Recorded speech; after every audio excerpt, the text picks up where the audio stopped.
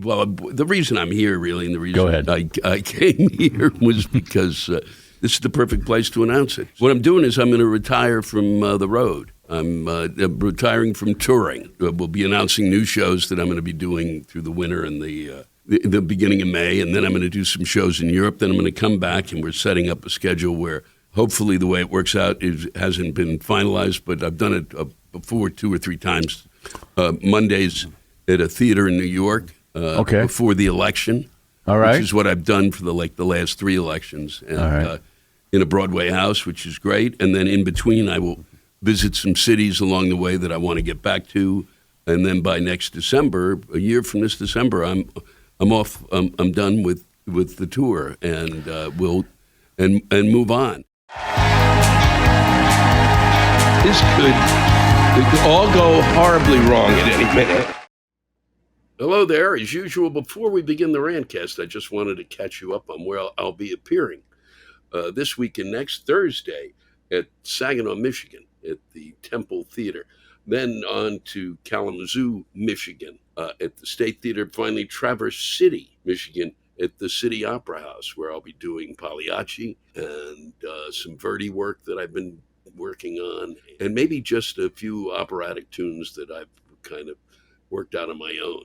And I'll be accompanied by a ukulele, which is an intriguing idea that I've had for opera for many years. And I would tell a story now about that, but I'm going to save that for when there's just 3 or 4 people in the room, because otherwise people will yell about what I'm saying. Next week, it's on to Troy, New York, with the Troy Savings Bank Music Hall. Okay, I'm just going to tell you, if you live near there and you've not been to that theater, it's a good time to come see me. It's a great space, totally remarkable. And even if you don't come see me, go there. It's really an extraordinary performing arts space, and it's been there forever. Then it's on to Peekskill, New York, and I'll be at the Paramount Hudson Valley Theater, Waterbury, Connecticut, the next night at the Palace Theater there. And then next week from Sunday in New London, Connecticut at the Gard Arts Center, or the Garde Arts Center. No, the Gard Arts Center. So you can find those on my website. As I say, I've got to get the word out, and I've got all sorts of people working on this, and we can't seem to get the word through for some reason. And I could literally, probably from the effect that I've seen that this has had on audiences, that I could go into the neighborhoods I'm in that are near the theater, and I could carry the amount of people in who seem to actually hear this. So if you do hear it and know people in those areas, please tell them about it for me. I'd really appreciate it. But we've got to get on with, that's right, Rantcast 152. This is the 152nd episode of Louis Black's Rantcast, entitled "The Weather Has Changed." Yes, it has. It occurred as you were listening last week, if you were listening, that I was going from Biloxi all the way up to Rapid City, South Dakota, and let me just say, it was 85 in Biloxi, and I even mentioned it that we were going to get pretty good weather. It was not horrifying, but a couple of days up in South Dakota, and that weather had really dropped into the 30s. And when you really when I move through a weather change period, one of the reasons I've always had a remarkable amount of hate for the fall, and I've had a variety of reasons for it. The main one probably is that it's not a gradual change in temperature as it used to be. When I was a kid. Do I blame this on climate change? No. I blame it on the sins of our nation and the nations of the world, and that God is punishing us by not creating gradual change in weather. I mean, I don't know what the fuck is going on, but I'll tell you this, from even there, from 52, which was kind of actually even balmy up there because it's so dry in South Dakota, that it went into the 30. It was fucking cold, and as a result, I am, as happens at every fucking weather change from summer to the fucking fall, I'm become a phlegm. I'm basically gagging on my own phlegm. I hate to share that with you, but I have to. That's what's happening here. That's what happens every fucking year with that weather change from childhood on, and I'm sick of it. So I spent the whole day on the bus as we were coming up here to Madison, which was 60 fucking 7 today. So it's this endless let's go. It'll be warm now, and now it'll be cold again, and it'll be warm. It has been, and you can hear it in my voice. It's just not been. It's never fun. It's never something I enjoy, and there's no way to avoid it, really, unless you go to an island or some shit. But really, I'm just having a private moment now about it, and I'm going to move on. It's been another incredible week in the news, and I won't even discuss it. Donald Trump today, apparently, uh, bitching and moaning, and I've seen two sets of. There's one set of polls that Donald Trump is going to win in the six of these states that are could go one way or the other, I guess, and like Arizona, Ohio, Wisconsin. So now they're all in Trumpville, and then this afternoon, they said, but what if they convict him of something? And then what if they convict Donald Trump of something? And then, of course, there'll be other people who say, well, what if they convict Biden? But they didn't ask that. And if they convict Trump, then it switches. So if you, this is insanity. Okay, we're not even at Christmas yet, and we've made it Christmas, and we're a fucking mile away from the election. Of course, it'll be here in what seems like a second, but we're a long way fucking from it, and it is tiresome and exhausting to make us listen to this. What would be nice is, and I think I've said this before. I can't remember the shit that comes out of my mouth. That it bears repeating that somebody should fucking come up with a really concise, brilliant history of the Middle East, written simply but profoundly, because really folks don't get what's happening there. Okay. And it's impossible for them to get it because they don't know the history of the area. And it is possible to contain two thoughts in your head. And that's really the truth.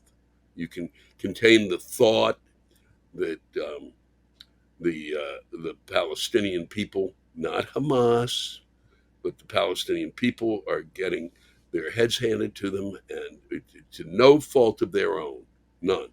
They've been put in this position. The history of it, read it, and that the Israelis, that you can believe that the Israelis have to be protected and their state needs to be protected. And stop fucking with the hate. Okay? Just stop it. If you really, if this has allowed you to hate Jews and Palestinians, what the fuck's the matter with you? There were plenty of reasons to hate us before this war. Now you're getting excited.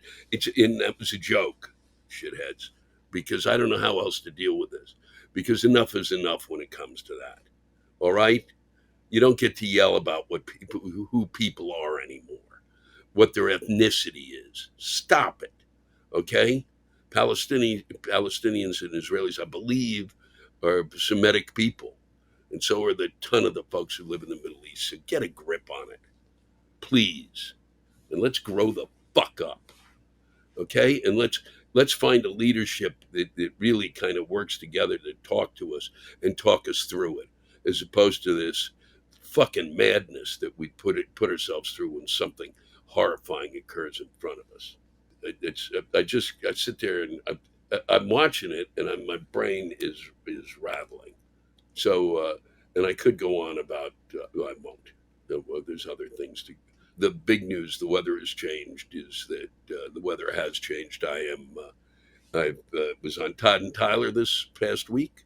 And actually went in the studio in Omaha as I wended my way to Rapid City, and stopped in with them, who've been really good friends, and one of the favorite shows I've ever done, because I feel like I'm just talking to friends. I don't feel like I'm on the radio or I have to, kind of plug something. It's really just discussions of what's up, and I thought it would be a good place, as I've been going on this show for 30 years or more, to really announce that I am retiring from touring.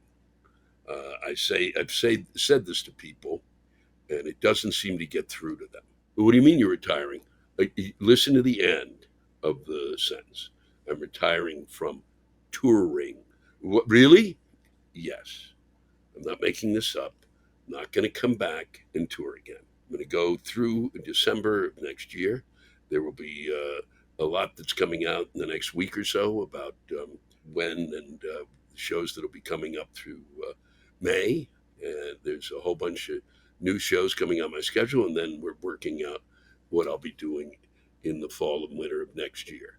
And then I'm going to go on and do other things. Will I continue to perform? Yes, but I will perform literally only from time to time. I may show up and do something.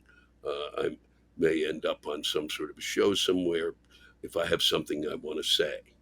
But touring is not what it used to be, and I'm not what I used to be.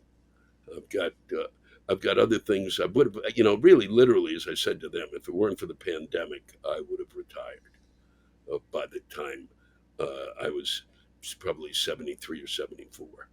I wanted to do two more specials. I had an idea from the pandemic kind of wiped that out, and I want to wrap things up and move on. There are things I want to write. I don't know if it's going to be a book, possibly, but if I could, in the best of all possible worlds, it'd be a book and it would be a play or two plays. And I just want to sit down and be able to spend 3 or 4 hours a day writing.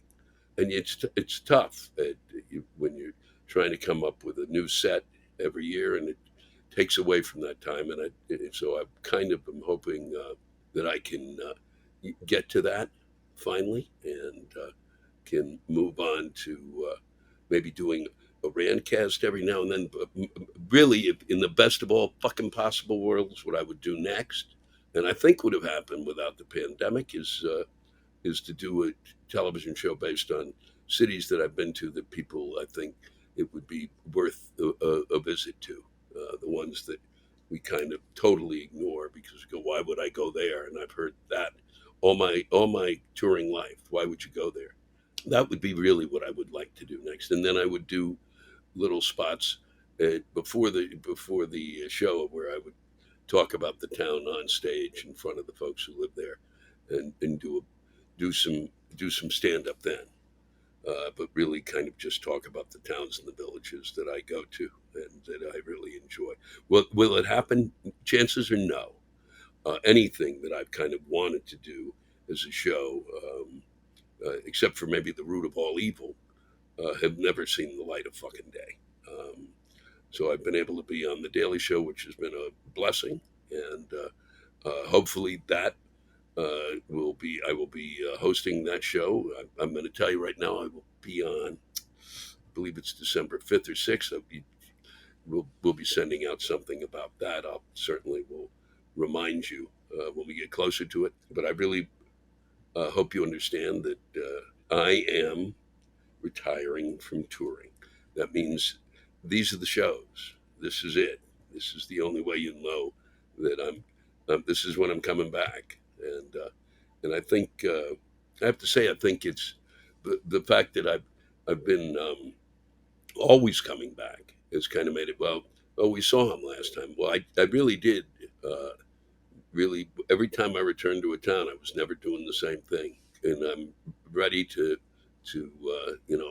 hopefully stir those who have been waiting and saying, well, I just saw him, 5 years ago. Well, this is it. It'll be good. I'm going to some great towns, and I look forward to it. And I look forward to wrapping it up. It has become really difficult since the pandemic. We used to be able to go into a city. We used to be able to park near the theater. We used to be able to park near the theater at a hotel that was near the theater, so you were downtown and you could walk around and you could see the places you were going to, and it made it really great. And now that's gone. For some reason, no, you can't park here anymore. You can't do this. You can't do that. And some of the because of folks not traveling, some of the cities we've been going to are charging. You could go and get a hotel in Rome for the price that you're paying to kind of go to some of the towns the United States. It's just extraordinary. And I've got a crew with me. So sometimes now we're ending up out in the suburbs. And if I'm in the suburbs, I have a tendency to get eczema because I spent too much time there in my youth. And you literally don't know where the fuck you are. You don't know where the fuck you are in the suburbs. I was in Boise. I was outside of town. I could have been in. I could have been anywhere. I could have been in Florida. I could have been in. I could have been in Arizona, except for the no. I could have been. Yeah, I could have been in Vermont. I could. There was a ton of places I could have been because you don't know. I've said this as a kid. I will say it again. Uh, the suburban life prepares you really as a child for space travel. That is where you will feel comfortable. You're leaving no place to go nowhere.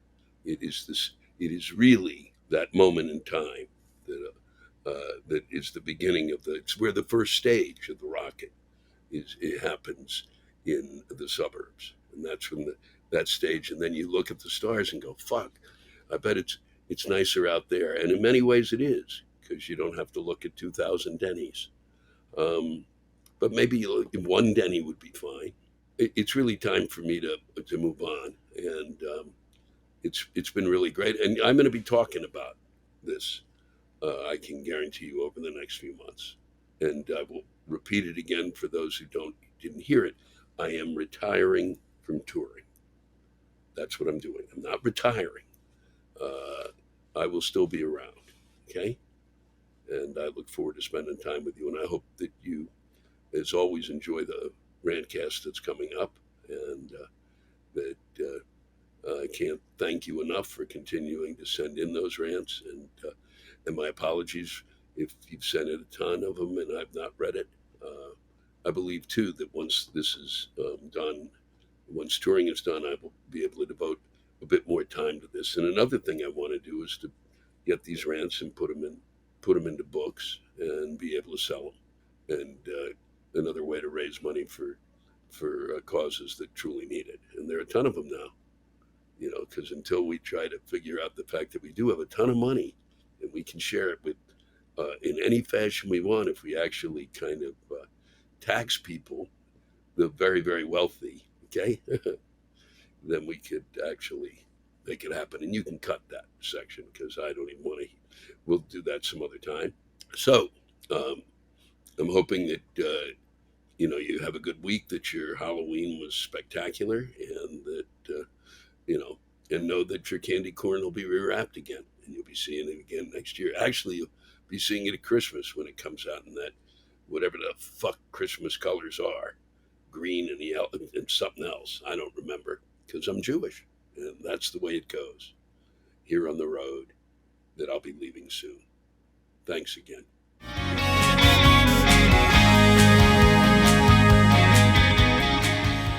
It amazes me what pisses people off, and this from Kate Sargent is no exception. Ostriches. I mean, what the fuck? Who in the hell designed this bug-eyed dinosaur throwback?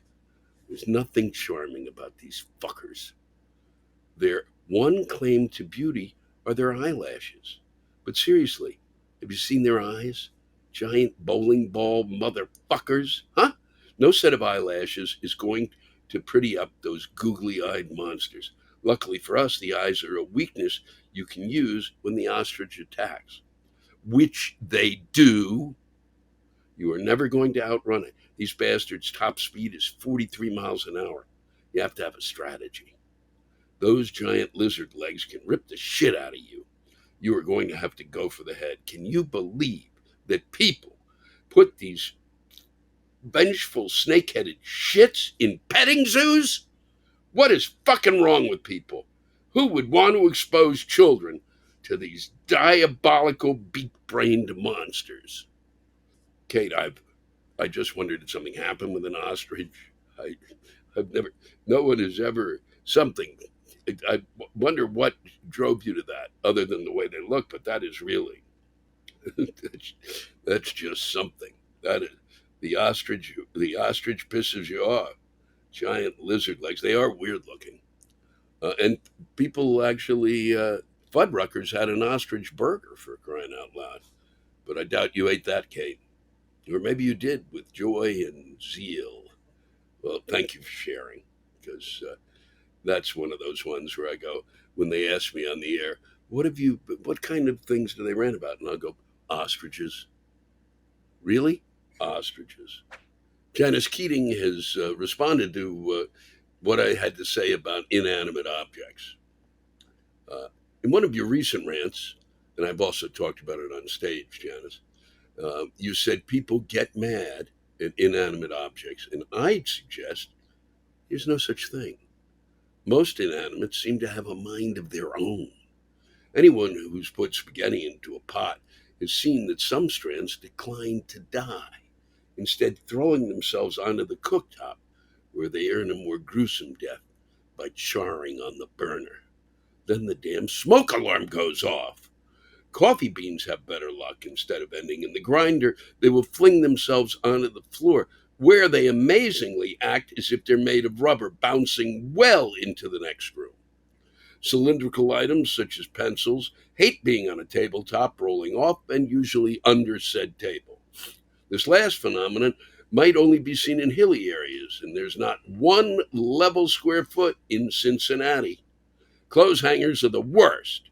No matter how carefully one places them on a line or a rack, sometime during the night they reverse themselves and either won't come off the line or they knock down the next hanging item to the floor, especially in the dirty basement.